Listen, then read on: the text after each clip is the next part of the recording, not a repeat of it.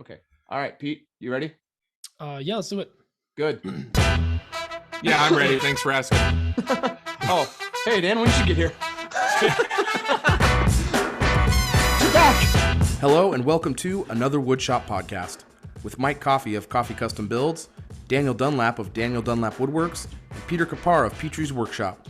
You can find us all, as well as the podcast, on Instagram and YouTube.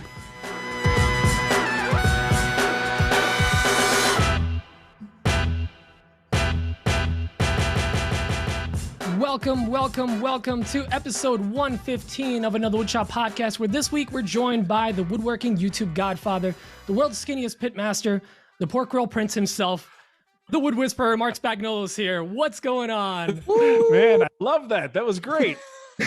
That's why he asked really if I was brings ready, it with Dan. those Skinny intros. guy. Yeah, As I like to tell all our guests, Pete comes up with those on the fly. they're so good. That's why That I was great. like, can you guys wait a second? I'm just typing.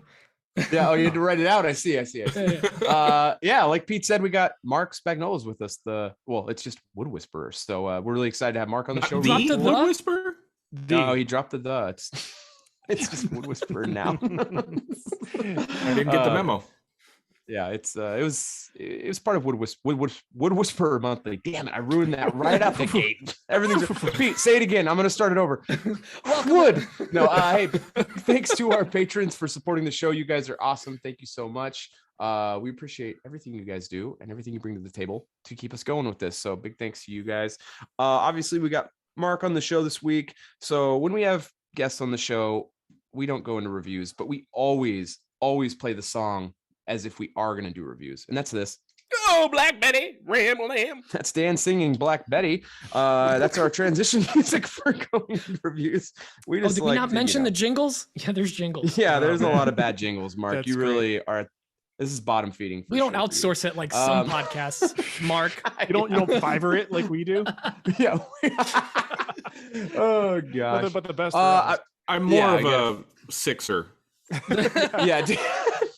Dan's got Sixer Always content. got to outdo me. That's all I'll do right. for a Yeah, six pack. Mr. One Upper. Yeah, he's got his Bud Light. He's slamming Bud Light. 6-pack of lining kugels, and I'm good. Anyway, we got Marc on the show. Marc's got a lot going on. We're going to go kind of straight into what's on our bench. But I mean, Marc, you're in the middle of a big move right now. Can you kind of briefly talk about like how that came up, where you're at in that process, and when you think you're going to be done with that? Hold on. Where's What? the what's on my bench jingle? We're going to get into that in a second. Hold on. I Oh, want okay. some my context fame. for I want my Marc's- fame. I want some context for where Marc's at in his life right now, because Yeah. he's got a Fine. ton of stuff going on, which is, Who are you? Thank How'd you you for get being here? on the show, because, we know you have a ton of stuff going on. So Sure, what do you yeah. got going on? We're moving, so there's that. Cool. Let me play the jingle real quick. It is, What's on my bench? there it is. Yeah. So it's a thing I do every 5 years. I get sick of where I am and decide to go somewhere else. This That's a move- lifestyle. It is. It's a nomadic lifestyle. We love it. That's I honestly didn't anticipate this. This was a very sudden, unexpected change that came about because we really started to think about what we wanted to do with the business and the limitations of trying to do that in Denver and how expensive everything is here. Just hit too many roadblocks with the goals we had set for ourselves. So that came up. And then on top of it, our kids are getting older. There's family in Missouri that we don't get to see very often. And it kind of sucks not to let the kids grow up around their uncles and aunts and cousins and sure. their other grandmom. So we just made a tough call and said, maybe it's time to pack it up and set roots somewhere else. And that's why we decided to move. A quick tip, Marc, since you're moving to Missouri and you're going to be a quote unquote Don't. local, Don't. you have to refer to it as Missouri. Missouri. My goal Oof. in being in Missouri is to be as obvious as possible that I'm not from there. And I'm going to continue down that path. Outstanding. Never integrate, never become one of them, Marc. Never. I will resist. I will wear resist t-shirts all the time. This is going to be Missouri. blasting Rage Against the Machine all day. Yeah. You mentioned that what you want to do with the business and you not being able to do that in Colorado. What is it you want to do? I know you're going to talk about the commercial space you're What getting is out your there. business? Yeah. What do you want to do with the business that you can't do in Colorado? Taco trucks. Taco trucks, yeah. A whole fleet of taco trucks. Well, the thing is, I work out of my garage. It's attached to my house. I've the last couple of years have had a couple different employees, and it's such a small space. We're just tripping over each other. There's no facilities for the employee. It's an uncomfortable situation to ask a stranger to come in and use the bathroom in my laundry room. Right.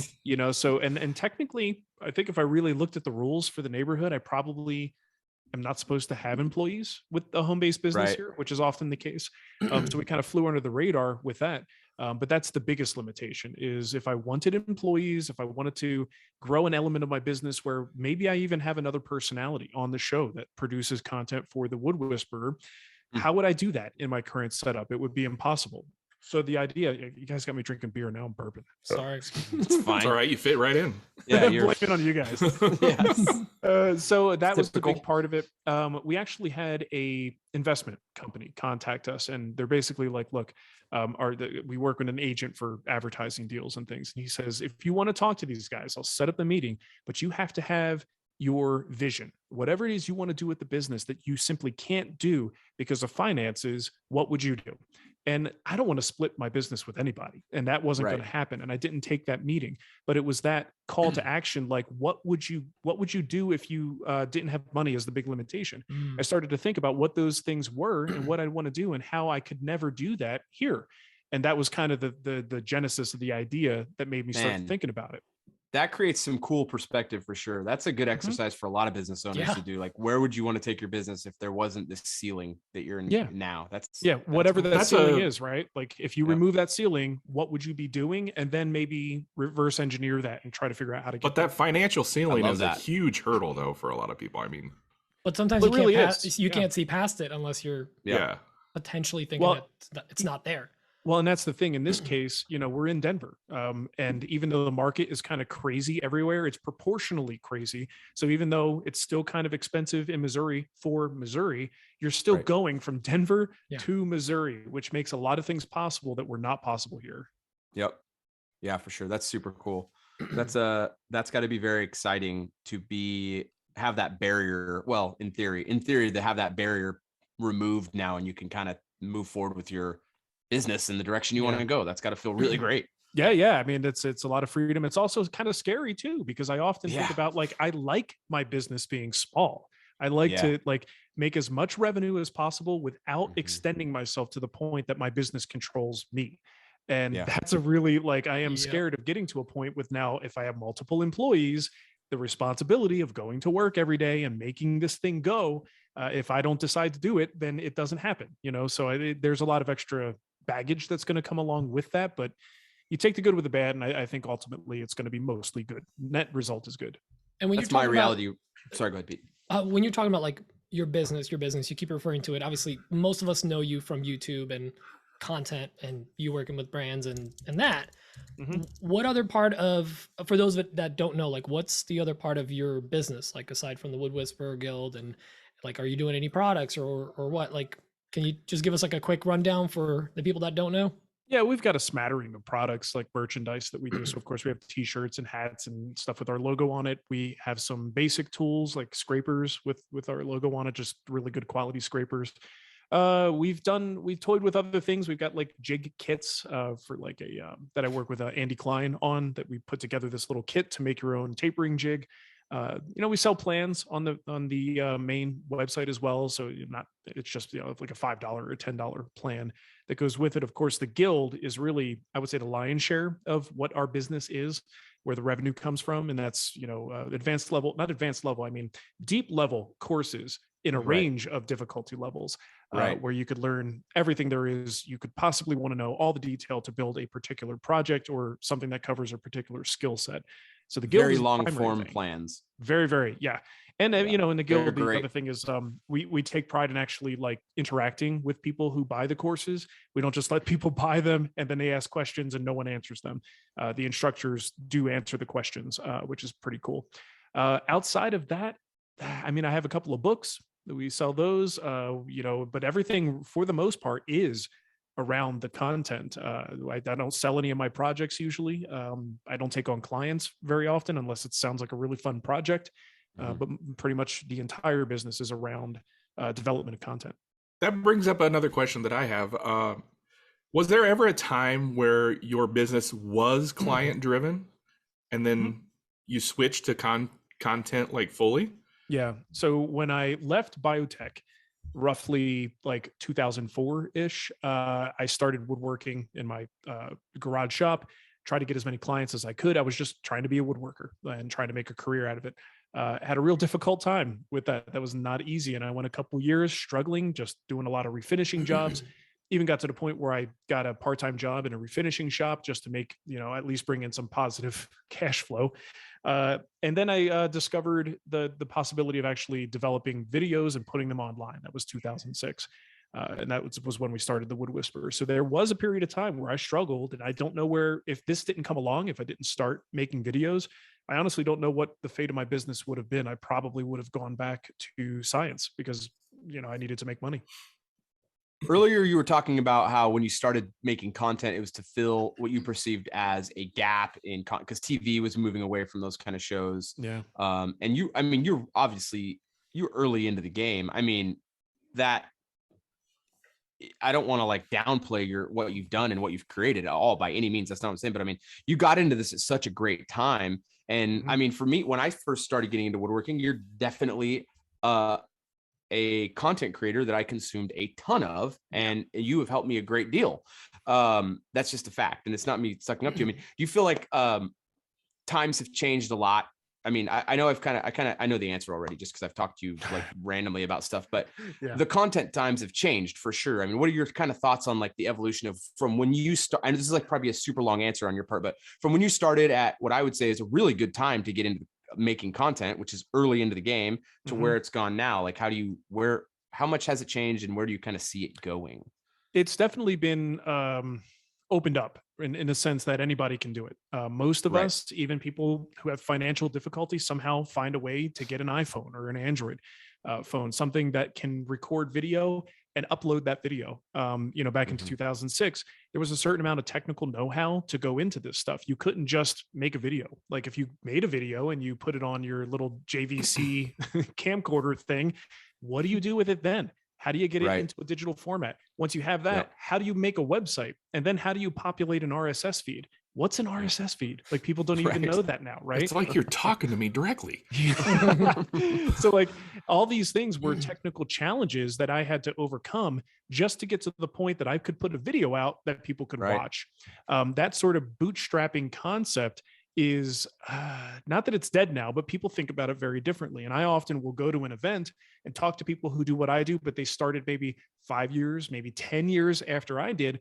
And I'm watching what they do. And I'm like, man, they figured this out. Like they are so much more efficient at what they do because I have that Superman complex where I feel like I need to do everything. So what's changed in the last few years is like so many more people are interested in this. There's so many talented people who are willing to help that I need to learn to ask for that help and to accept that kind of help to build, the business into what I really want it to be. But it is a harder time for people who are new to come in and start making content because there's so much white noise. And I don't mean that to be in an offensive way. It's 100% accurate. But there's so much stuff. And because everybody can post videos, everyone is posting videos. And I've always said that like, I'm not good looking enough. I'm not funny enough. I'm not talented enough of a woodworker. Don't stop. True. If I came out, all true. If I came onto the scene today, I'm not sure how well I would do, just in terms of the fact that there are many more talented people and better looking people. There are just people who are better at this than I am. I am enjoying the momentum of having started first. I'm about to make you feel better. Dan's got 200,000 followers on TikTok, like 86,000 on Instagram. 88, so, thank you. I'm sorry.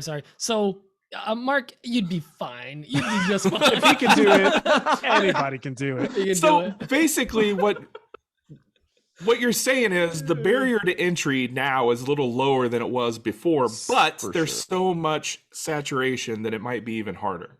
Yeah, it's definitely a catch-22. And I think if you come along today, you got to have some kind of, I don't want to call it a gimmick, but you got to have something that makes people want to watch. Going viral. Why so many people are acting like a-holes online, because it's like, you have to have that shtick, you got to have the thing that makes people want to come back or remember you. Right. Right. And that's kind of why a lot of us have to resort to things that maybe in the best circumstances Mom we jokes. might not do. Mom jokes. Exactly. Mom Yeah. jokes. It's Going on stupid podcasts, drinking are beer. a good example. Oh, that's crazy. Yeah. I mean, it's wild. I'm not by any, I mean, you're the biggest content creator in this conversation right now. And it's wild. Like over a few years, I'm sitting right here. Dan and Pete doing this with Dan and Pete. It changed so quickly. Like the landscape changes so quickly. Like it seems like it's exactly what you said. There's so many people doing it now. And I think on one hand, it's a result of, like, for me, I was like, I want to start sharing what I'm doing, because when I started consuming content of people like you, Mark, and Pachuto and all these different guys out there, whatever, I was consuming this content. It meant something to me. It meant a lot to me. It helped me learn something about myself that I loved. I love woodworking. I love it. And as a side result, I found out that I like making content. It's not my top priority, but it's something I do enjoy doing. And I think a lot of people get into it because they want to become that for some other people in a way. And now and because it is so easy, like now I don't have to worry about an RSS feed. I just grab my phone and I record myself doing whatever I'm doing, and you just slap it up there. And it is so easy. There's just, it's weird. It's like a self-fulfilling prophecy kind of, I don't know. It's super weird. Yeah. It's such a weird environment. Well, Mark, you built the community. Like, Mark, you built a community. We walked into a community. Like, I came to Instagram. I stopped posting on my personal one. I was like, I'm annoying my friends and family.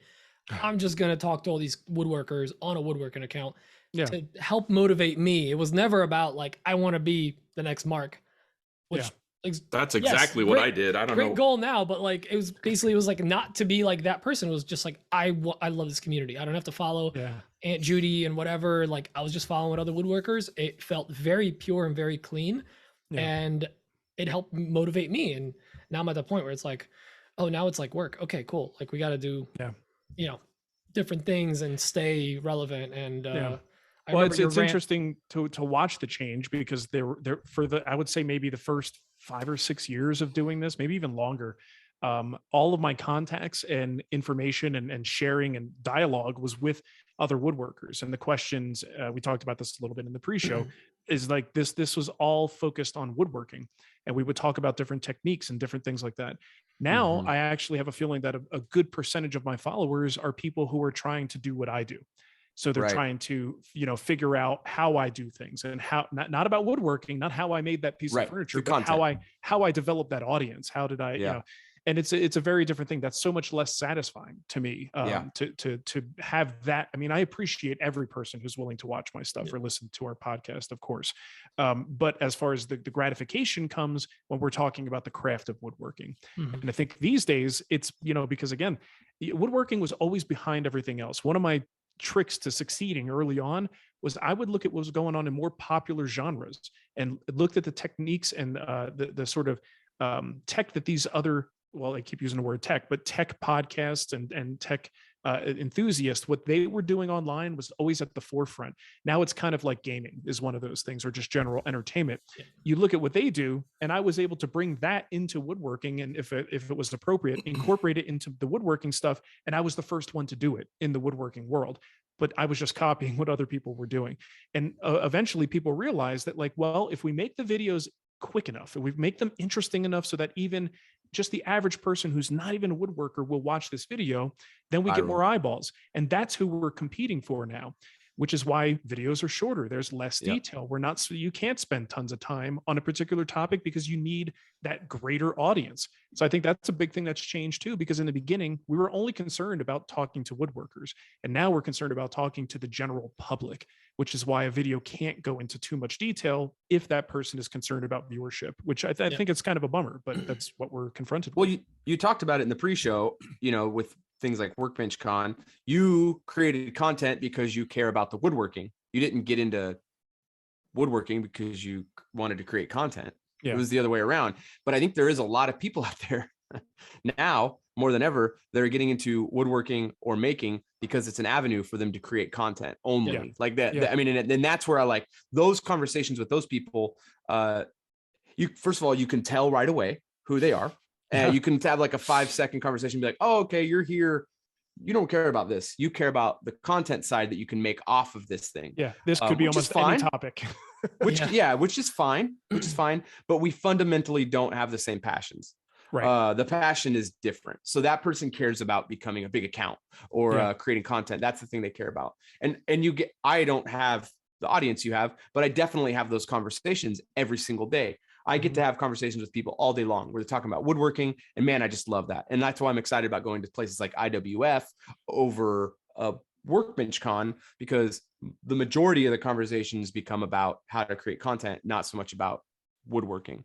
And even if it was, that's where I like Maker Camp, even though Maker Camp's kind of like, there's no facilities there, but people are there for the most part to talk about whatever that craft is that they care about. That's why by and large, they're not there to talk about creating the content around that. That's why I think I liked the conversations outside of the classes at Workbench Con more, because it was a lot of just like BSing about projects. And yeah, some like, I like, here's how it was less about like how I grow and more about like, here's how I like supplement my income. Like it was more like business conversations. But imagine and talking about projects as well that they're working on. And it wasn't so much just like how to grow and how to do this and just strategy for that. It felt a little more organic.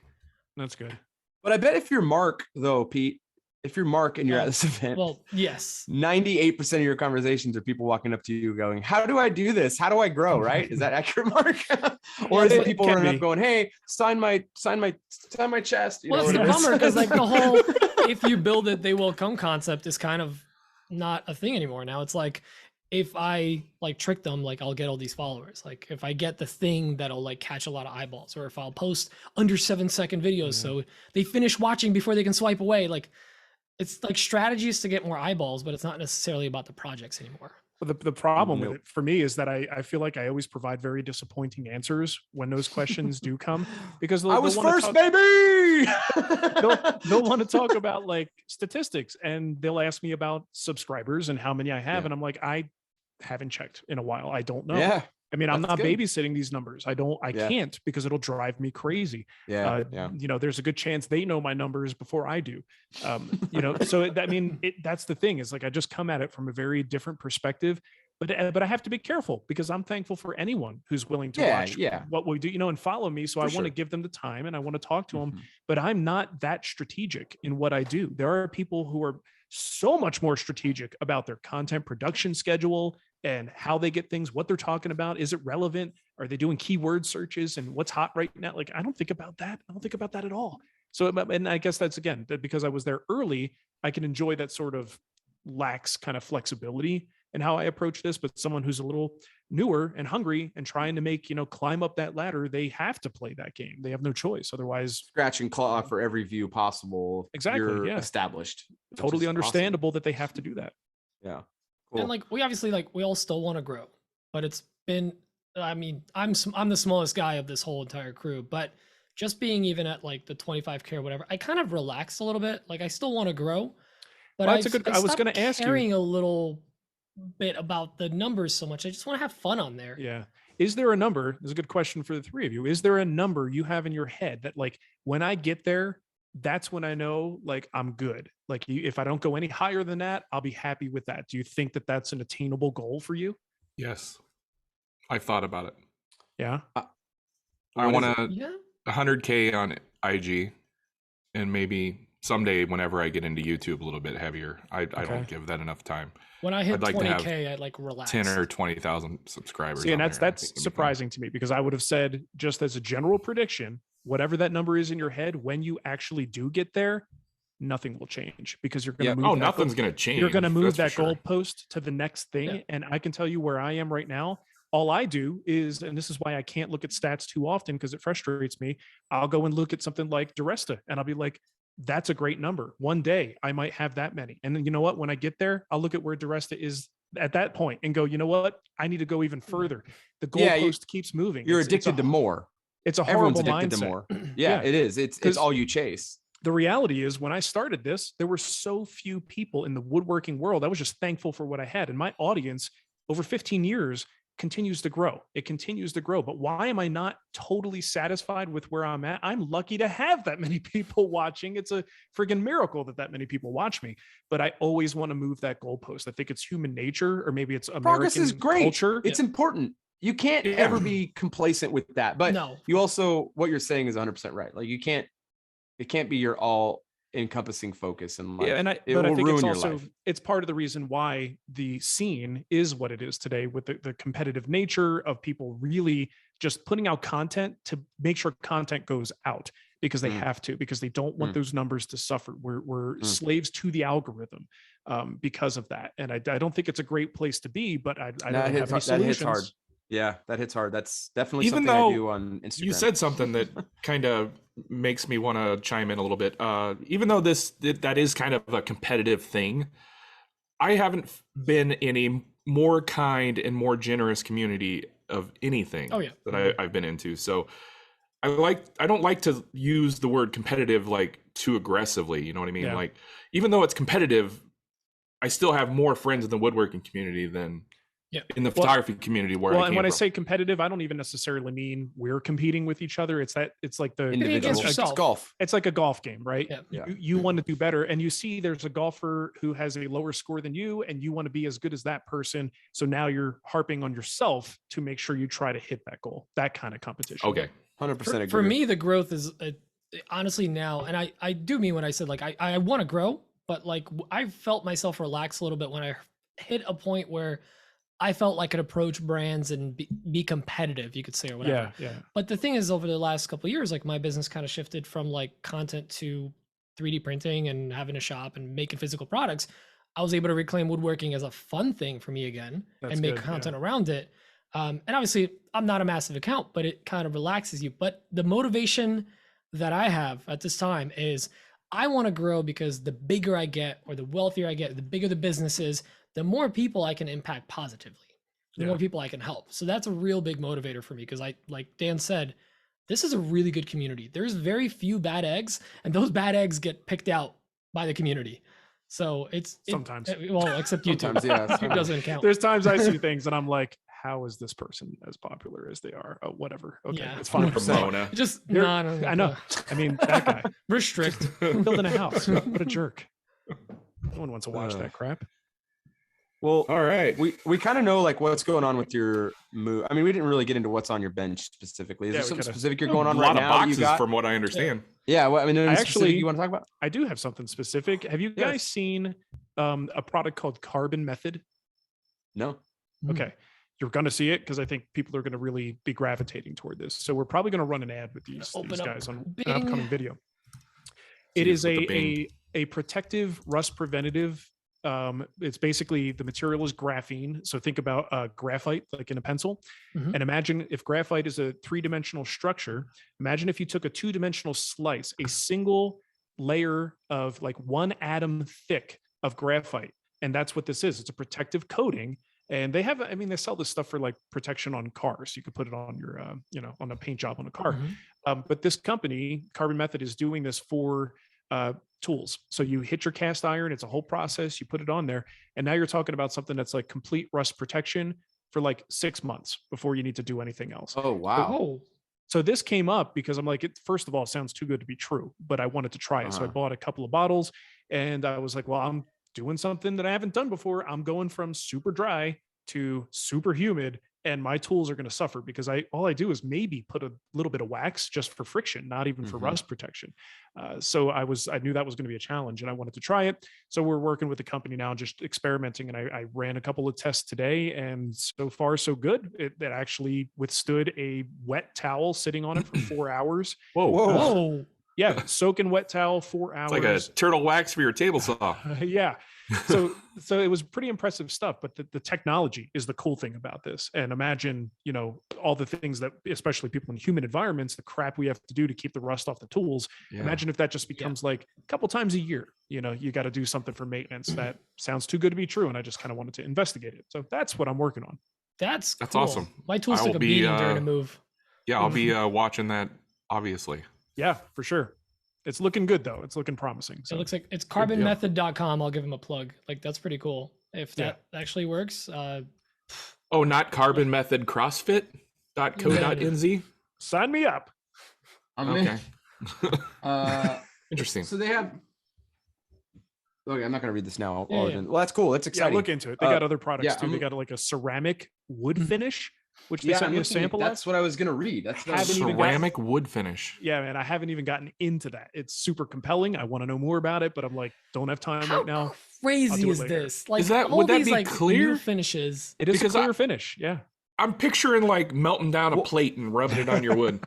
Yeah, it's basically like there's schmutz in the bottle. You got to shake it up. There's solids in the bottle, but it is a thin, microscopic layer of ceramic that's apparently a finish. I can't speak for it yet, but Right. it looks Like interesting. something you'd rub on the paint of a car, basically. Mm-hmm.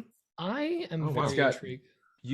Yeah, I'm intrigued too. I'm very. You're going to try that when you get to Missouri. Yeah, I've got the bottle. I mean, Well done, Mikey. Cool. that might be one of the first things I do because I can't like hook up tools or something. I'll grab Yeah, a piece yeah, of yeah. wood and put some finish on it. I guess I'll just rub them. Yeah, I just rub boards. That's what I do now. I rub boards. All right, cool. Well, Dan, let's throw it to you. Let's get our week on our bench knocked out real Well, fast. Let's keep him quick because we got a lot of questions for him. you guys are going to be shocked to learn that I've been focusing on Etsy a lot. I built this. I was going to talk about this last week, but Mike had the vid. I had to guys. build a shipping station center sort of thing because my wife was very unhappy with my current situation. And actually, No situation? She was right. Yeah, it was no situation. It was just piles of things on a coffee table. It wasn't working out real well. I mean, it worked for me, but it didn't work for her. I don't know why. But anyways, yeah, I built that. It's solid maple base with Peruvian walnut shelves and a top. It's actually way more nice than what it needs to be. Is the top attached yet? No, the shelves on the top are just sitting there. I had to put it together quick, You're a man. busy man. They're friction am. fit with gravity. I also started working on some faux beams for a client out West Omaha. They're going to be made out of white oak, but they want them to look like 6x4s, and then I'm going to stand them up like they're going to be like vertical on the walls. So started milling that down, planing it. I had to move them out to the driveway and do all the planing out in the driveway because these boards are 14 feet long. And man, I'm surprised my neighbors haven't called the cops on me yet, to be honest with you. I created so much sound and horrible noises and dust. Anyway, that's what I've been working on. Short and sweet. I want to hear what Mike's got on his plate, on his ceramic plate that he's rubbing on his wood. On my ceramic plate. Last week I had COVID, so we didn't have the show. So that kind Oh. of threw things off really bad. But since we didn't get it on the show, Is- we delivered. Is COVID like herpes? Once you have it, you always have it? I think No. so. I don't know how it works. Just gonna think flare so. up every couple months. I'll defer to you, He's gonna Dan. get a You're our COVID you're sore our on his herpes mouth. expert. Yeah, I see some COVID on those lips. Yeah.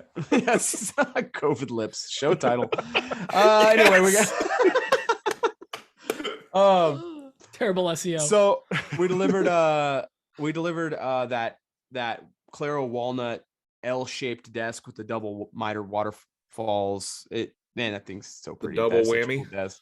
The double whammy. That desk is super gorgeous. I wish I could fit that somewhere in my house. That is such a big, cool desk. I loved it. But then we delivered a conference table, an English elm book matched conference table, a couple signs, and then a desk or a table for their kitchen.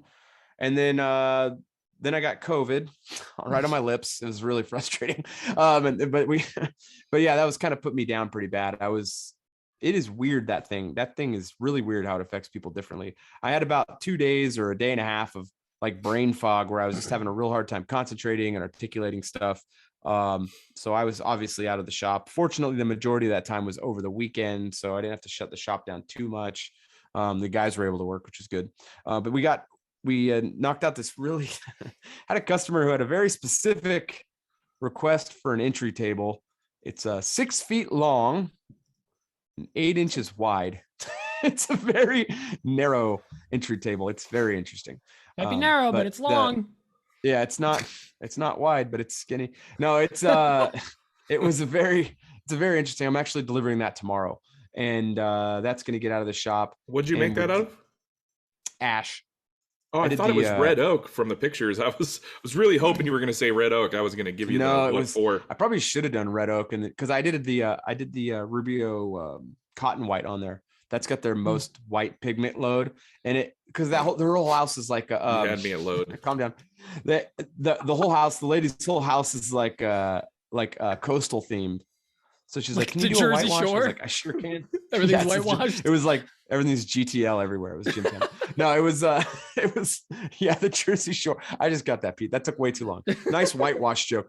No, so yeah, we got that done. That's getting delivered tomorrow. And then I'm building a farmhouse style table, which I've avoided for as long as humanly possible because typically people want those made out of the cheapest possible materials. And this customer did not. So they wanted a really nice table, and I actually really like this build a lot. So I mean, you're making the base out of poplar, yeah? yeah, painted what I white saw? poplar. Yeah, the base is painted white poplar. I mean, poplar is That's like whatever, but it's not a pine. notch above pine. Come on now. It is a notch above pine, but they really wanted the white base, and I couldn't talk them out of a white base. So I was like, we're doing poplar. So, but the top's all walnut. Doing traditional breadboard ends on there. Learned today that my Powermatic mortiser is woefully out of calibration. Oh. I was running a mortise down this 42-inch long board, and I had over a 2-foot run, like an 1/8-inch deviation. So I got to figure out what's going on with that tomorrow. So we'll get that all dialed in. But cutting all the domino, tenons. huh? Nah, I don't want to do. I don't look. I love the domino as much as the next guy. I don't trust the domino for breadboard ends, to be honest. I want a traditional mortise and tenon on that for me. So I just don't think I don't know. Maybe it's fine. I'm not going to say it's not good. A lot of people do it. Use a mortiser. That's a great tool. Huh? The mortiser is a great tool. I love mine. Well, the one that I had at the school. I loved it. What'd you say, Mark? I was just gonna say the domino breadboard thing is if there's ways to do it that are still correct, even though you could do it correctly with the domino, that would be my least reliable way to do it. There's just not enough, I just feel like not enough width in the dominoes. I feel like Uncle Henry's gonna come over, have a bunch of beers. He's gonna stand up on the end of that table, and those things are just gonna snap. I just don't feel like there's enough there. Even if I did some like stub tenons or something, I don't know. Yeah, but I'm doing 5 tenons, and then the whole thing will have a stub tenon down the whole thing. It's gonna be I'm having a fun time doing it, so it's good. I love doing it, and I know I'm gonna feel good about it. That's all I care about. I want Mike. I never thought about it, but like that is legitimately where they put the biggest guy at any table. Is right. Well, they're gonna stand up. I mean, it's a dad. He's gonna get up like yeah. He's gonna have his giant plate of pot roast, and he's gonna have anyway. You've thought about this. Yeah, I was like, I just don't want to get the call from the customer. It used to be Mike for a table. Yeah, they're paying. He's slamming chili dogs, trying to get up to go to the bathroom. No, I don't want. This guy's paying good money for a table. I don't want to get that call, so we're doing it the right way. So it's going to be done. Actually, we'll start paint. It's too hot to paint right now. It's 99 today. It's going to be 100 plus for the next. But it's a dry days, heat, so. Right? Get out of here. Are you going to pop an AC unit in the spray booth?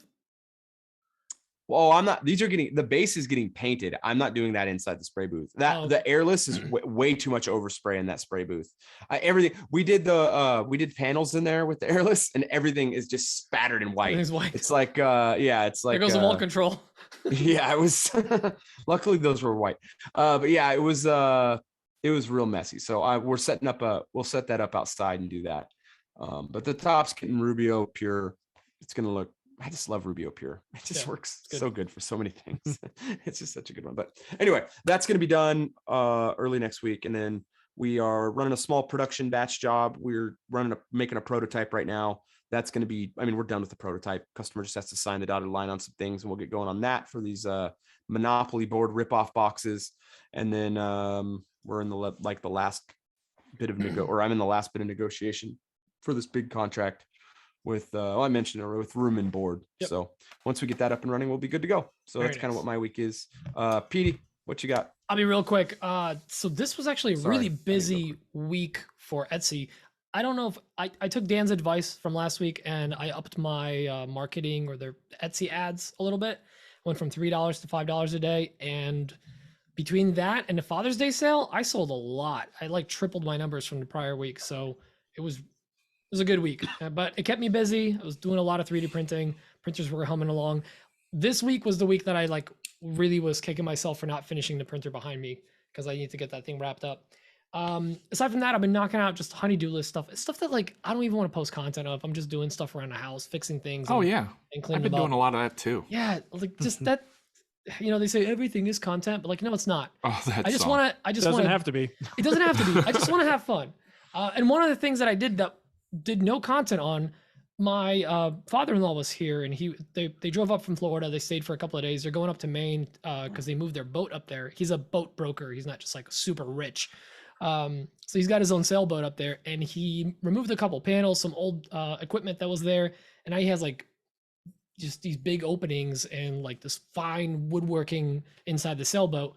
So he had me making some custom shelves and pieces, and it's really hard to work off of pictures and rough measurements, but it was nice to have him in because we've never ever done any woodworking. I've been with Emma now for like 10 years, but he's never seen me do any work, and he was actually really impressed. And what's funny is like I was making like pocket holes so he can easily attach it, and like I made custom plugs so we can cover them up, and he was like super blown away. I'm like, don't tell anyone, but this is like basic level woodworking.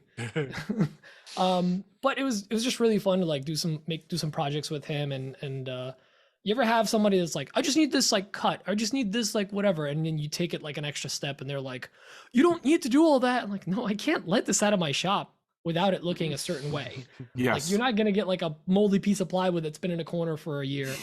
Like I'm gonna make this look good. So it was fun to do some custom pieces for the boat, and I get to see it all installed in a few weeks when we go down there or up there. Aside from that, I finished my garden. The garden actually got some plants in it this week, and I'm just super stoked to have a garden. And that's it. That's my entire week or 2 weeks. It's just been a lot of little miscellaneous stuff. I want to hear more about Mark. Why don't we get into some questions, Mike? Yeah, let's listen to Michael. No, let's listen to Mark Pittinger's the other question. Mark.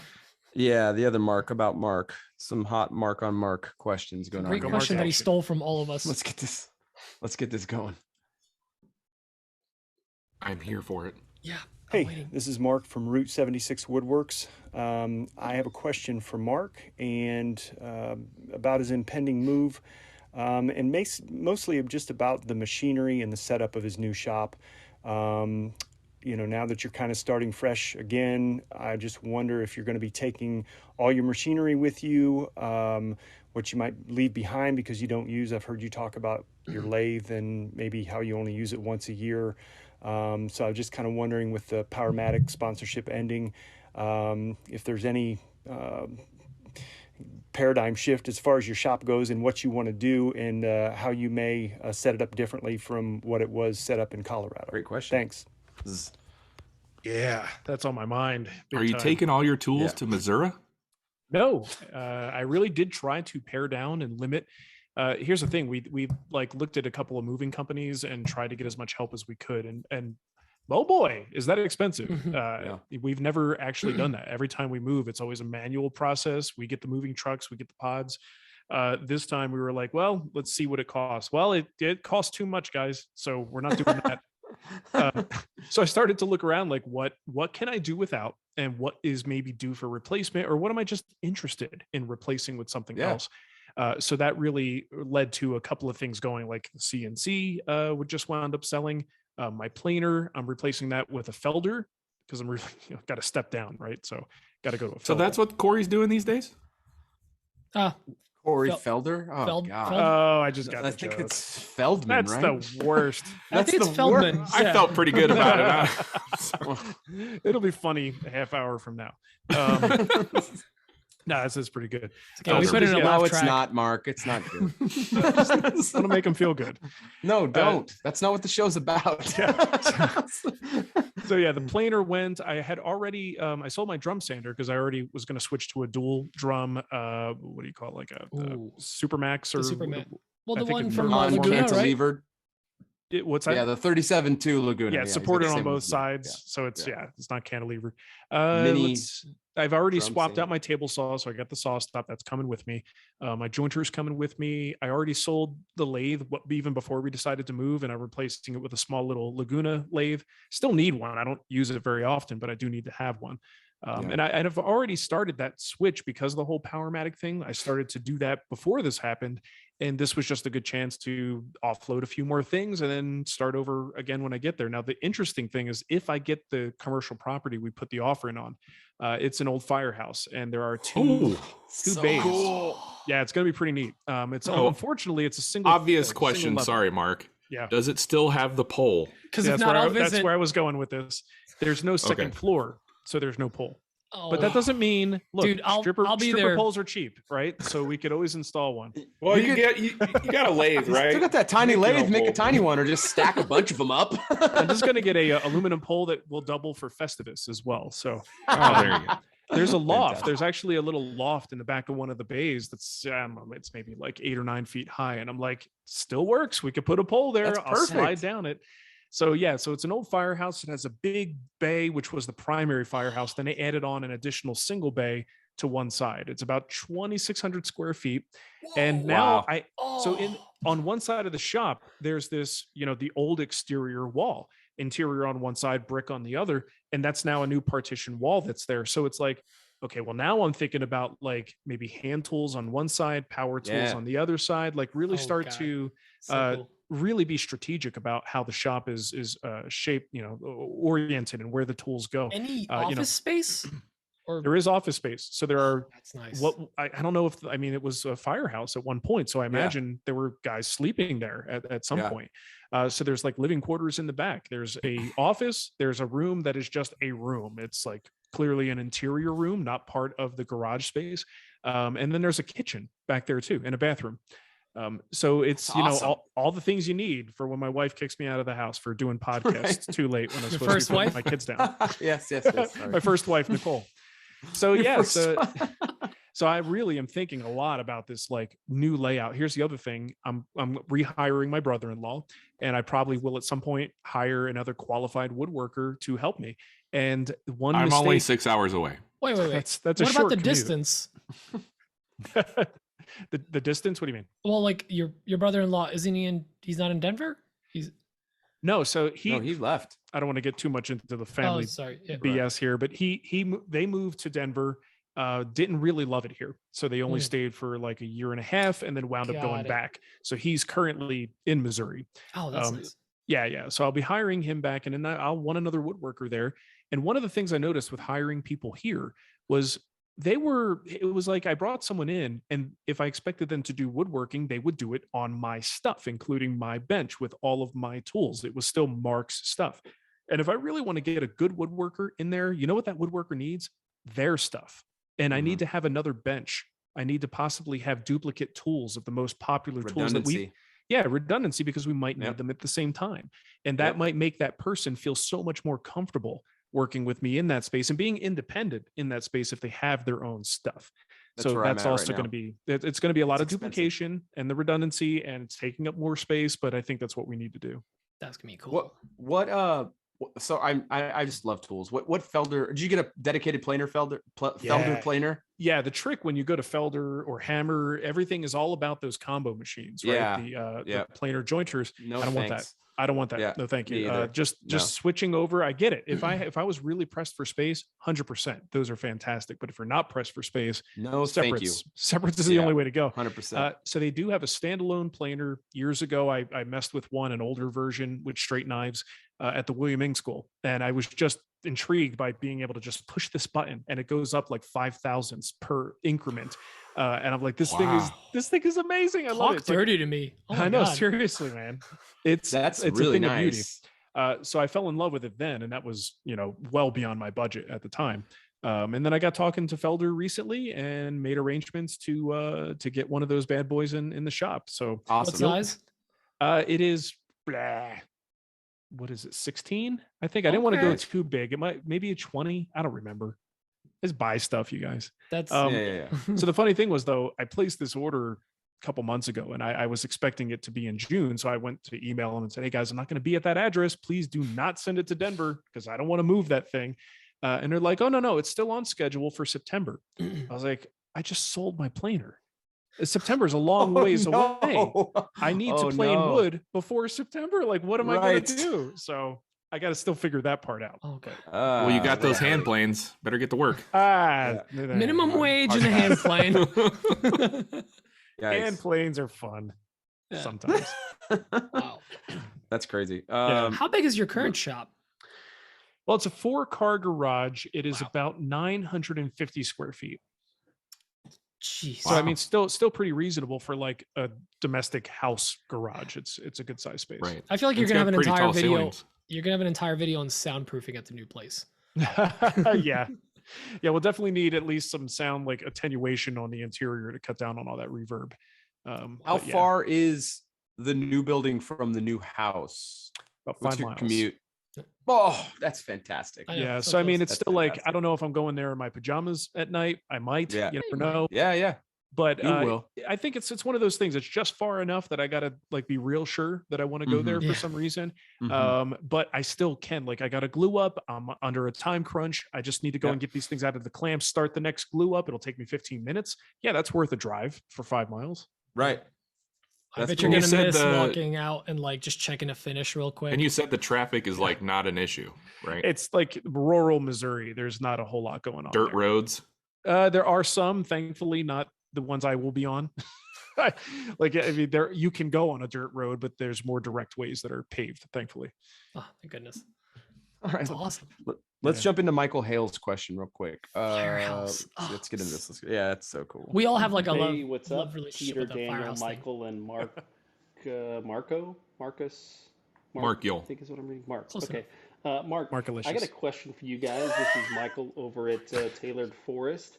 Have you ever had a Show title. project that has went so poorly, so terribly, you screwed it up so bad that you just called the customer and said, "Hey, I got to give you a refund on that deposit," or maybe if that hasn't happened, did you have to start from scratch, completely start over? And if so, what was that project, and what did you do to screw it up so bad? Thanks, guys. Appreciate what you're doing, and good to talk to you, Marco. I think is what it was. Thanks, Marco.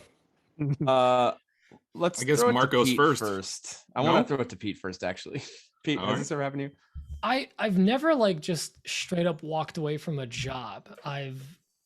If anything, I've just like that big ice climbing tool job that I did. I basically was like, I'm gonna finish it at this rate, but like just know the next rate is gonna be different. And they were like, oh, what is it gonna be? And I was like, triple. Like this took way more labor than it was a very weird custom ice climbing plywood assembly with metal and it was a whole thing, and it was a lot of labor. Each pair took me 10 hours. I calculated on doing it like 3 hours per pair. So I'm expecting to not hear from that customer again, but yeah, so that was the only time. I've never really like just given somebody their money back and like, listen, I can't do it. Or like done like a heavy requote. Usually if I messed up on a time or something, or if I mess up the job, the only other time that comes to mind is I was working on this very special burl, like the live edge of the burl was up.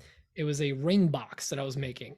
And I did something stupid, so dumb. It just clearly I was sleep deprived, was not drinking, but I was just like, did something dumb. I took the burl to a joiner. Oh, Those of you that don't know, the burl grain goes in every direction at the same time. Let's just say to this day, this was at the old shop, I still have not found one of the parts of that burl. The customer was my wife, and the burl box, the ring box, was for our wedding. Luckily, I had another piece of burl, and that one survived, and it's great. And I will never run burl through a joiner like an idiot ever again. And this was a helical head, but yeah, that was a big boo boo. Luckily, I had more burl. Dan, what about you? I've never been to a point where I had to, tell a client, I can't do this and here's your money back. I have had to remake something before. I was making a puzzle box for a client, and I went off their measurements, and we went back and forth via text and email, and there was some miscommunication, and I completely read something wrong, and I made it to the wrong specs, and I was like, yeah, I'll remake it. I'm sorry, that's my bad. But as far as walking away from a project entirely, I've never done that. But since you brought up the jointer thing, you reminded me of something that I did on a jointer It was a little benchtop jointer I had, a Delta benchtop jointer. It was years ago. I was making mallets, and I was gonna try to trim off the, when you put the head on the handle, tenon? try to trim off the tenon. Yeah, I thought, well, I just run it over the jointer. That has knives. That was a bad idea too. I don't know what the hell I was thinking. But we've all done it once and never again. Yeah, I still have all my fingers somehow. Assuming the camera Don't mess with rolling. jointers, kids. Anyway, Jointers? Spooky. Since this question was more directed at Mark, I want to ask Mike. No, just kidding. Mark, go ahead, Mark. I want to hear what your answer is. I don't really have any great stories with something like that. I've never taken on a job that was like, beyond what I knew I could accomplish. I think if I stayed in it longer and I started to take on more challenging things and was asked to do like wacky things, I might find myself in that situation, but it never really happened. The closest I can come to something like that is a dining table refinishing project that I had to do. And again, in the early days, refinishing was how I made money. A lot of times I couldn't get new builds. So it's just a big dining table. The person was just like old, gross, like pine, but they wanted it to look a little bit more elegant. So they wanted it stained to be like a deep red color. So I had, no problem getting the stain on there, no problem with the finish. But the finish I applied, for whatever reason, just sometimes with like a wipe on poly, which is what they requested, you just get a little bit of streakiness in it, especially if it's like a semi-gloss. And I just at the time did not have the skill set or the experience to know how to get a streak-free appearance on it, and delivered the table with kind of sheepishly hoping like it was as good as I can get it. Maybe it's passable. Maybe they won't notice. Maybe they won't notice, and you're being too critical of yourself. Yeah, that's what I'm hoping, right? And a lot of times that is the case. We're much more critical than a lot of the customers. And in this particular case, it did deliver just fine. Everything was okay, but I got the call a week later. And the light hit it just the right way in their kitchen, and they were able to see certain things that they didn't like. So then I had to come back and try to do an on-site, new coat and kind of just like level the surface, sand it down, abrade the surface, and do a fresh coat. It just got to be 2 times I had to go back to try to address this table. And it did finally get to the point where I had to say, like, look, this is as good as I can get it. And the more I work on this, the more chance there is that I'm going to make it look worse. Right. So I wish I had the ability to make this look perfect, but I don't. And, if I need to give you money back, and they were totally understanding. They're like, no, it's good enough as it is. We're not going to take any money from you. And it worked out. But I did feel like a real, jerk for not being able to fix that problem. Did you tell them about the 6 kids you have to feed? Like, I have 6 kids at home. And my 2 wives. Like, give me a break over here. Okay. I have not had that happen. Definitely had problems with projects, but nothing where I was like, hey, here's your money back, no English, and then walk away. So it was never been a situation like that. Have you or Mark ever had to like restart a project? Because that's also what he asked. Like, if you didn't have to like back out of a project, like completely go like, I got to start from scratch. Actually, I feel like this is the perfect time to bring up that powder post beetle table. I don't think you brought it up in what's on your bench. Oh yeah, I mean, yeah, but that's not. I mean, that's not your fault. Issue. Yeah, that's not a workmanship issue. But yeah, actually, that table got delivered this morning. Oh, thank goodness. It's been 3 weeks clear, Mark. So you don't know, but I did a custom live edge table, walnut table for a customer. We did this table, got it all finished up, delivered it. 2 weeks later, customer sends me a picture and goes, "Hey, what's this little sawdust pile on top of the table?" No. I'm like, "I'll be there as soon as I possibly can." Oh my gosh. So I got the table out of the house. It had powder post beetles in the sapwood. So we treated it with Boracare and refinished the whole thing, delivered it to him. 3 weeks later, "Hey, there's another little pile of sawdust on this thing." Oh man. So I went and picked it up again. We brought it back. I had a sterilization process. I had it ran through a kiln for a sterilization process. I put it into the spray booth to be observed for a week and a half. The day before we were about to refinish it to redeliver it, there was another pile of sawdust from powder post beetles again. The sterilization process didn't take. So I let it sit a little bit longer, and what I ended up doing was getting in there with my ice pick, cleaning out the board out holes. And I started filling that thing with thin CA glue, the super fast, like thinner than water stuff. Yeah, sure. I put about 1.5 bottles of thin CA glue into that. And that was about 2 weeks ago. And there's been no movement. So I think wow. I think we're clear on that. Was a nightmare. But yeah, you just slowed them down is all. Yeah, they're like stuck in the We'll get there. Yeah, it was a real nightmare table, but that thing got delivered today, and it's been Damn. It was about ready to go into the burn pile, and I already had new slabs ready for this customer. I was like, look, you make the call. I will get you a new tabletop. I just wanted my customer to be happy because he's a super good customer. So. Note to self: 3 weeks from now, ask Mike about the table. Yeah, please do. Right. If I just don't show up to the show, you know what happened. And let's get into this last question real fast because Mark's got to get going really quick here. So let's listen to this. Turning out by the hour, so you know. Yeah, let's get into this real quick here. Oh, that button didn't do it. And we're stalling.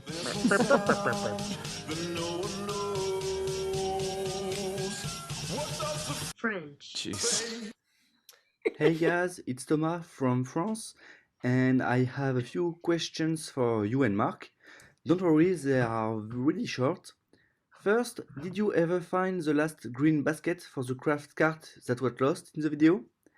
Then, did your daughter find the note you left her in the jewelry box? Also, it's one of my favorite video you ever made, and I really want to make my daughters the same boxes as you did.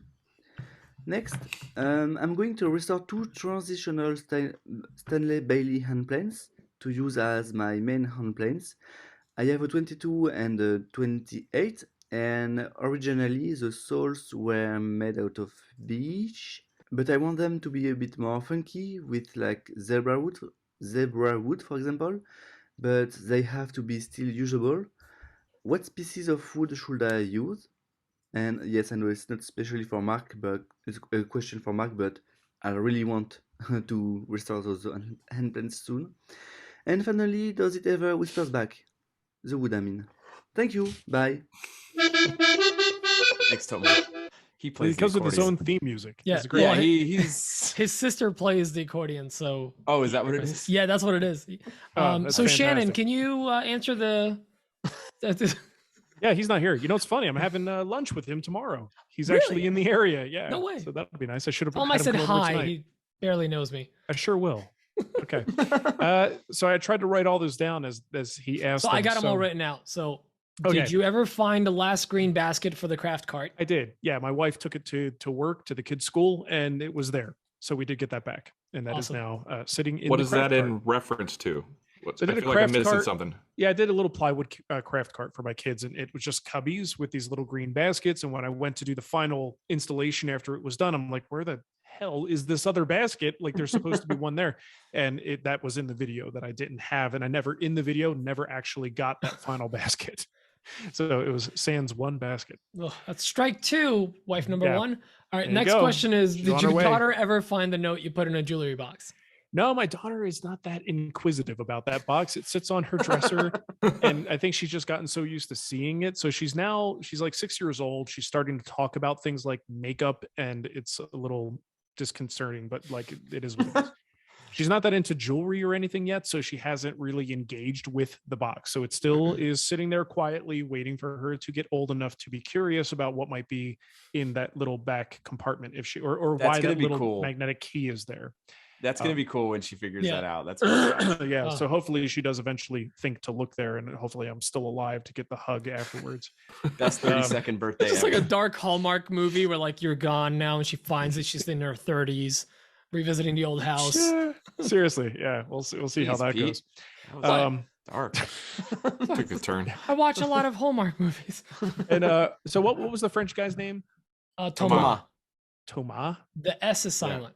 Okay, like Thomas. So Thomas. Yeah. all right, Very so lazy Thomas. over I'm there. going to call him Thomas because I'm an American. Missouri. So he Missouri. wants to build these for his daughter. Have him like connect him with my email. Have him send me a note, and I'll set him up with that project in the guild. Especially if he's making that for his daughters. Look at this. I would Oh, like that's to so help cool. that guy Boom. out. So yeah, That's let me know awesome. who he is. Cool. Okay, so the hand planes. I guess my first question is, if they have the beach soles, are they in bad condition that he wants to restore them? And if so, why necessarily go to an exotic? You know, like if anything, I would like first look at the tried and true stuff, just something that's dense and that's stable, you know, for a hand plane. I think you start looking at exotics, and I mean, there could be some that'll be just fine. But then you might be asking for trouble in terms of like, I think does this make a good tool? I think you mentioned going with zebra wood. I mean, it's pretty Yeah. dense, did. but I don't know if it's stable enough to where I'd want to use it for a plane. Yeah. Also, that'd It's be a rough way to very- find out if you're allergic. It's very Right. grainy and stringy, and I can't imagine that would stay The stable. stringiness over- might be. Yeah. I guess, I mean, once you get it into the shape, but yeah, that's a good point, Mark. Like, see if they're in bad shape. Just refinish them, sand them down, Yeah. take them off. Because clean 'em up. beach is a great candidate for that job, specifically. So if you can clean it up and use it that way, that's fine. But just look for something dense and stable. Just take the beach and It's just Like Dan. me. paint Oh, it, It's just like like stripe, like racing Paint on stripes the on brown it. stripes. Yeah. Yeah, so it looks like zebra wood. That's fine. Just run some random tape Uh, on there and just throw some There you go. cherry stain or something on there. Anyway, cool. Well, hey, that's all the questions. And Mark, I know you got to go. I got a Which little is more really time sad. if you guys. I You know you said sure? you guys have your own You questions. sure? I don't want to cut it. In that case, what's your favorite wood? Yeah, no, Zebra- I don't zebra have a wood, question. actually. I just What's your favorite What- glue? Oh, we know that. Obviously, we know the It's, answer to that. What Gorilla serious- Glue? It's gr- what's the hardest tool to get rid of during the move? What was the hardest one to say I've got to get rid of that? Macromona. No. Um, So I would have to say the CNC was one of the more difficult ones. Yeah. Just in general, it's something I'm still exploring. I don't think I won't miss it in the sense of like I need it to work. It's just something that I have fun learning about, and I have fun getting to Mhm. know it and trying to see how I can incorporate it into my work. I'll have to replace it at some point, and I think that was part of the pain. It's hard to spend a lot of money on something that's not an essential tool, and I will have to at some point spend a lot of money on that so I can continue learning about it. So I would say that might be the hardest one. This might be a very silly question, but I'm going to ask it anyway. Sure. Are you planning on making content around building out your new shop? Because I am really interested to see that firehouse come together. Yeah, and I started this whole vlog process of the move with the intention of whatever I'm going to do there, even if it's just like maybe the building is almost perfect and all I have to do is, maybe make some interior walls or something. If that's all it is, then that's all it is. But I think I will, because there's a big difference when you're documenting things happening at your house versus documenting things happening at a commercial property. And I feel way more comfortable exposing what I'm doing and what this space looks like and part of that process. So I think this moving vlog series will kind of transition into that. I'm not going to stop making projects and regular videos. This will just be an ongoing thing as I make improvements. So I do plan to cover it.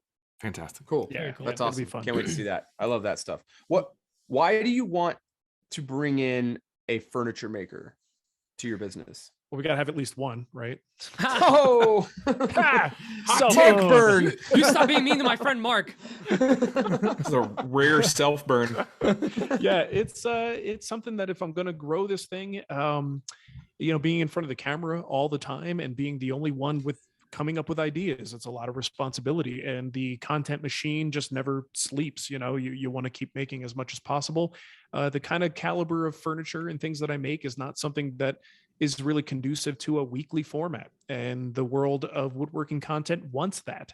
So it's a matter of like, if I can get someone who is skilled and hopefully differently skilled than me. I don't want someone who went to like the Spagnuolo School of Woodworking. I want someone who has a different viewpoint, who we might be able to bring onto the show as their own personality and make even more content with that person. Even if we don't go that far, just having another skilled set of hands in the shop where if I'm not there, stuff can still get done.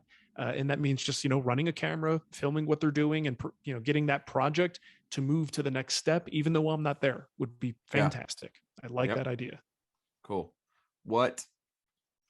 I know you got rid of the CNC. You're saying you're probably going to replace it. What do you like about the CNC? I know like when you got into this, I mean, I think CNCs were kind of like a taboo. Like the domino was kind of not a taboo, but looked down upon in a traditional way. I don't know. But what do you want to do with that thing? What do you see yourself doing with that? How do you see yourself utilizing it? It's hard because there's things that I want to do because I want to pursue something new and something interesting to me. Whether I actually incorporate that into the content I make and the furniture I make still remains to be seen. Because I still love the manual process of woodworking and having my hands, directly on the tools. So I don't really know for sure where it's going to go, if it's going to go anywhere, but I know it's a damn handy thing to know how to use. There are just some times where you come up with an idea that you may not be able to execute accurately any other way. And if you know how to wield the software and make the CNC do what it's supposed to do, that's a great skill set to have, you know? So I like it for that. What about it's other something new to learn. machines? I mean, sorry. Sorry if you don't mind me asking. What about other machines? Like, I feel like a laser would be fitting for what you do. And obviously, you have the 3D printers going just to make useful stuff. I mean, you know how useful they are. Totally. So any thought about like doing a laser as well in your shop? I mean, for Something like space that? reasons, I never thought about it before, but now with more space, that's certainly something that could open up. And I think, you know, with more space and rooms, you know, rooms that are separate from the dust producing machines, Laser room. you know, you have the opportunity to have maybe more sensitive machinery that wouldn't like dust being around all the time. Yeah. So like having a 3D Real printer in the shop, you know, may be something that we do. And certainly lasers are on the list of things to explore. I'll tell you, when I got my laser, I was like, this is gonna be kind of fun. It'll be fun like hobby toy. Yeah. And they are really cool. Like lasers are legitimately really cool. Like they're pretty cool tools. I mean, they do some pretty neat stuff. You can do some cool stuff with them. What do you do with them? Is it like decorative stuff and engraving and templates? So the thing I do the most is I make, I sell a lot of templates, but I sell a lot of templates to other woodworkers, but I make a lot of templates for the shop. That's the thing where I can be like, I'll slap out a quick drawing for like when we're doing a furniture piece and we need a template. It's so fast. But on the side, with my furniture business, I also have like a mini production side of my business. So we'll do runs where we'll do like, we have 600 tumbler order we're going to be doing where one of my shop guys is going to be like engraving tumblers for 600 tumblers.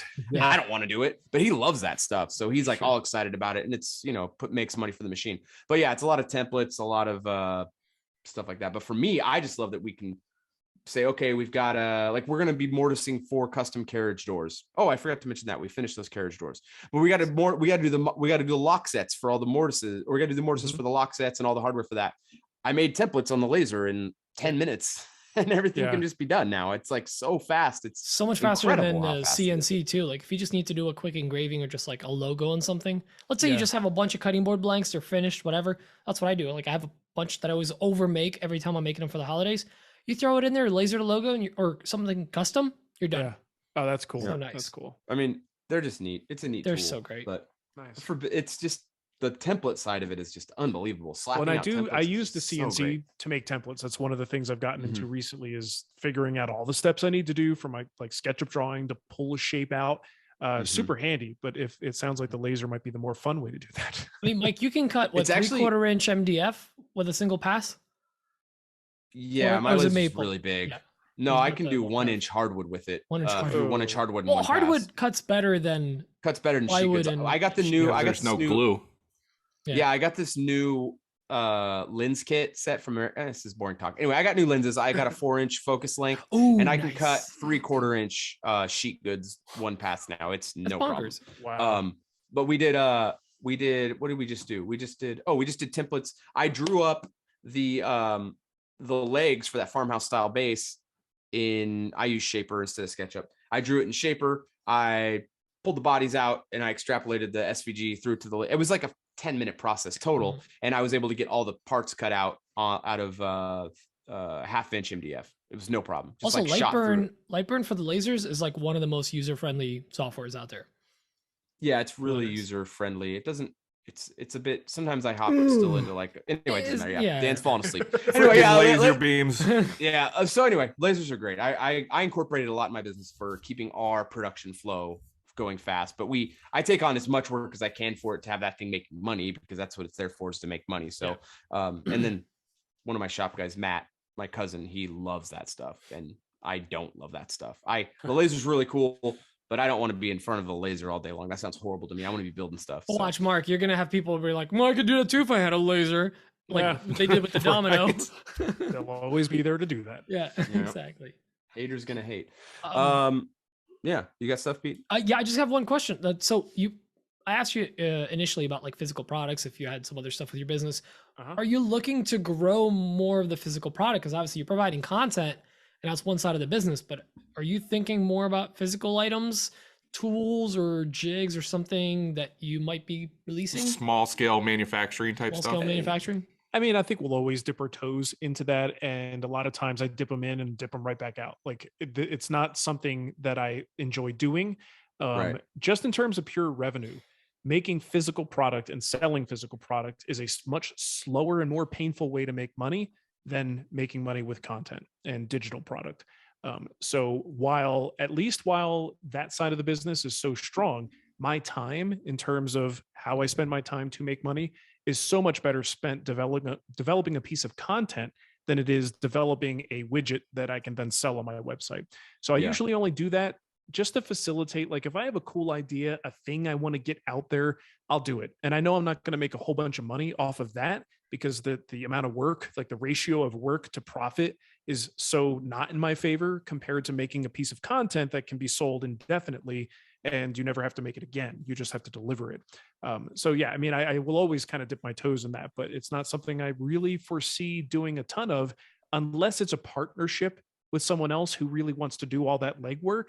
And then I just help be part of the promotional arm or part of the development of the product, which is something I've done in the past with things like the Wood Whisper thread taps that we did. That, was Andy Klein's idea, but we kind of collaborated on how to improve it, how to make it, really appropriate specifically for woodworkers, how to bring that to market. And we did it. And then once it was in the market, I really lost interest very quickly. Because I don't want to be doing customer service issues with someone who breaks a bit and then we're replacing bits. It was a whole different thing. And I lost interest quickly. So a little bit is the answer to that question. We'll see how it goes. Is it accurate to when you have like a cool project with like a thing you can sell that's a part of that content, when you do it as like a limited release run like that, it does a couple things though. Like it creates a little bit of hype because people can now obtain a physical product that was Marc's idea.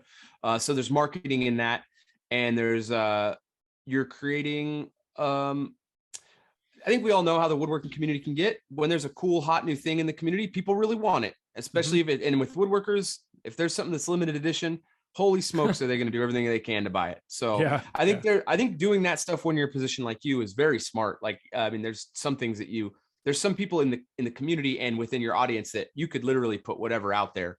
And if it says Wood Whisper on it, that person's probably going to buy it. And you're not taking advantage of that. You're not taking advantage of that, but at all. That's not what I'm saying. That like you're making a cool widget thing. It's a really exciting project. And that's why it's kind of flash in the pan for you, because at the time it was part of the project you were working on. You make a thing tying into this video, you sell it for a short time. Now you've made this short run item that has actually increased the value to the people who did buy it. I just think it's cool. I think it's a cool way of doing it. Like, and that's why I was asking about the furniture maker coming in. Like, are you going to start having more of a physical product? And I know I've just from talking to you a little bit, you have no desire for that. Well, so that's why I asked. This is something that my wife and I have talked about. Is there is a potential element of the business that could develop that I've never really been able to consider before if I had another qualified woodworker, and that is basically if I build something on the show. And it's, something that's on a scale that we could produce enough of. What would it look like if we said, hey, by the way, if you want to buy these, we have a limited number for sale, and it's that person who's doing it. And I actually get calls all the time like, hey, can you build that big green egg table that you made me? Or can you build this? And I'm like, absolutely not. I can't. Like, there's no way I could. That's not what I do. But what if I had a person in the shop? That's why I'm asking the question. I feel like you totally should be doing that. Like 100%, man. Like there's those people who'd pay a premium for something made out of your shop. That's like that. That's true. So that is something that could be on the menu in the future. I mean, we did a little headphone holder, controller holder for video games and stuff. I remember that. So I made them because I wanted them for myself. So I made it. And it turned out to be something that we could probably batch out pretty quickly on the CNC. You could. Imagine being able to batch that out on a CNC and like not have to think about it. Laser engraved. Yeah. So basically we made like 50 of them and sold those as a limited edition. I like how we're telling him how to run his business. We're like, physical product, bro. And he's like, no, I'm fine with the digital. Hey, I'll take I'm cleaning my hands of this. So it's definitely something that could come out of all of this. Once That'd be cool to see these resources in front of me, then you go, maybe there's some cool ideas, things I haven't considered before. Yeah, no, that's really cool. Whatever it ends up being, I wish the best for you. I hope it all ends up working however is best for you. So it's really cool. So, I'm super stoked to see the new shop and a whole transition. It's gonna be I'm excited really too. Exciting it's just a lot of red tape with this commercial property crap. And check the basement for a supernatural containment system. It's a big Twinkie. Okay. Got the reference. Yeah, I did. By the way, I'm going to say right that there with you. everyone should go watch or listen to the pre-show as well, because Marc goes a lot in depth with the behind the scenes, the red tape, all that stuff that he has to deal with the move. So he just answered some of the questions here, but he answered a lot of them in a pre-show. So the video is going to be live on Wednesday for everyone. Patrons are going to get it by this weekend, and listen to pre-show as well. I feel like the pre-show was more of an actual show this week. It was really good. Great. Really good content. Marc knows how to create content. That's for sure. Yeah, thanks for being on, Marc. Thank you very much for coming on the show, man. And We grilling really tips. appreciate it. Thanks for asking me. I appreciate it. Yeah, no, for sure. It was really our pleasure. Big thanks to you. Big thanks to our listeners. Big thanks to our patrons. This show, it's Thursday night, like normal. We're back to normal. Kind of a show note. We have a show next week. We don't have a show the week after that. Dunlap is going out of town, and we're not going to do a show. So we'll be off for one of our rare breaks. I offered to call in and be a call in. No, let's enjoy 4th of July. We rarely take breaks. Let's do this. Anyway, we'll be back next week for sure. I'm not sure if we have a guest next week, but it doesn't matter because we said Marc Spagnuolo on the show, and everything moving forward just seems kind of like a waste. So no, big thanks to Marc. We'll talk to you guys all next week. Have a good one. Take it easy. Bye. Bye. Love you long time.